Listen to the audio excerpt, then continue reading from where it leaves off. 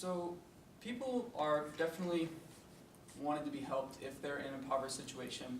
You see throughout multiple cities in the United States that poverty is on the rise, with more people, developing themselves and getting more education through college and community college in different settings.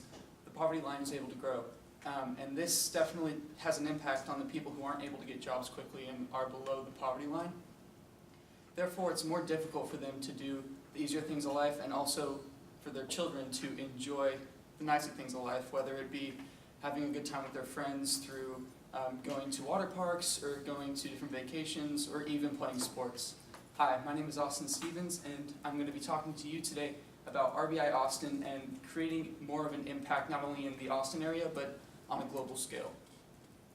Being a representative of RBI Austin, I feel that it is very important to address what it is and how it's currently impacting the Austin area. So as you can see from the first part of this handout, RBI Austin is targeting pretty much youth and families that are under this poverty line and definitely not in the best of circumstances in the inner city communities.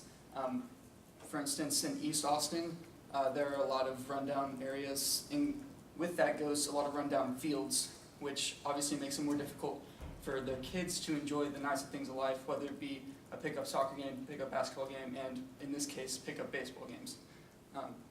So today I'm really just going to be kind of touching on why RBI is so important and why it should be expanded. So my first point today is really kind of going through the volunteering aspect of it. My first volunteering experience was actually through a whole team going to RBI Austin and working on a field in East Austin.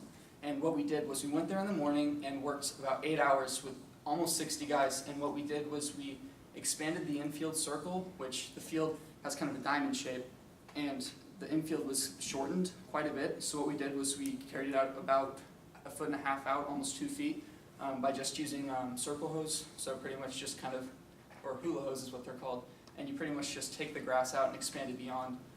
This was a hassle to do, but the field looked a lot better afterwards, and not only did we do that, but we also made sure there were no weeds in the field. Overall, just made it look a lot better. Even with the bleachers, those were just kind of not touched up with paint, so we had to scrape off all the bad paint and put on an entirely new coat, not only on the bleachers, but also on all the wooden poles and fences in the pretty much vicinity of the stadium. These are not the best stadiums, but we hope that through doing this and also working on the mound and the home plate and just making those better and more playable, this would help the inner city kids who are trying to have a good time and play in those leagues within there. These are, like I said, not the best fields. You'll find needles in the bathroom, and there are a lot of things that are sketchy in these scenarios. So having us come out there and spend 8 hours just in one day with 60 guys, so altogether we're putting in almost 48 or 480 hours, which is a big thing for them, and it especially helps when you have that large of a group. So that's really what the volunteering encompasses.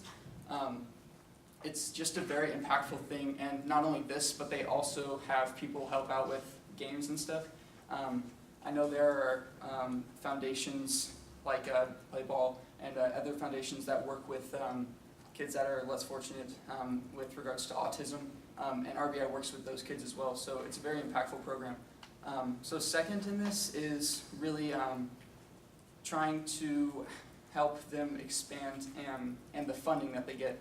So as you can see from the third part down on this handout, RBI Austin is funded 94% by donors, individual donors, because they don't accept money from the Major League Baseball Foundation, because they aren't really, while they began with John Young, the fifth point down, he did not really gain that support immediately and had to build that up himself. So RBI Austin really had to work with individual donors, and this is a hard thing for them to do, but they have obviously done a great job as they're gaining more and more people. And from the top part, you can see it serves 853 kids and has served and will continue to improve that service, because baseball, like a lot of people say, is America's pastime, so that's a great start for it.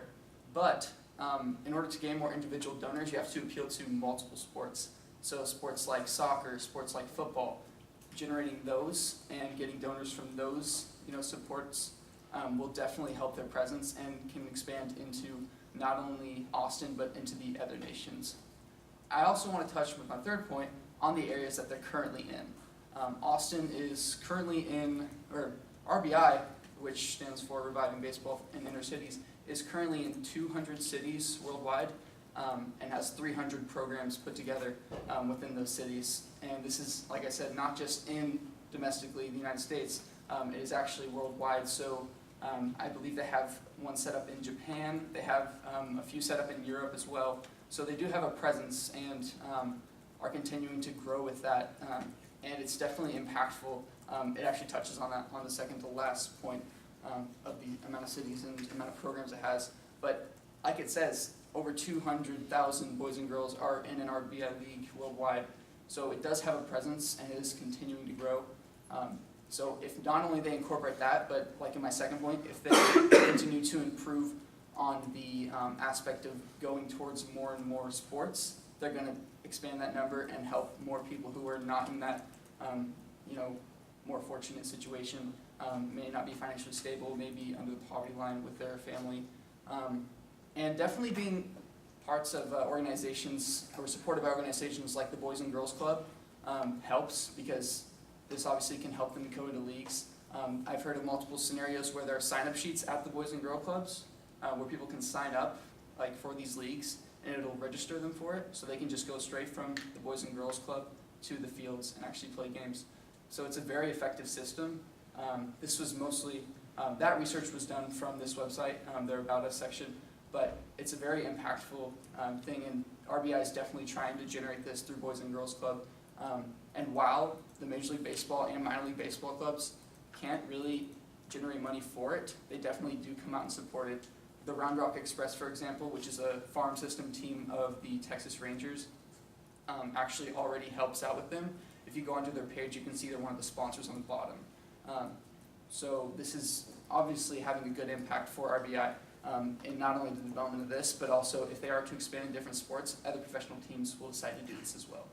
So overall today, I kind of told you guys about RBI and what the volunteering process is. I also told you about what the funding is and how they can expand from that funding and generating more people in these different sects of the funding, as well as told you guys about the presence of RBI and the way that it incorporates itself with different things like Boys and Girls Club and the Major League Baseball, as well as minor league baseball.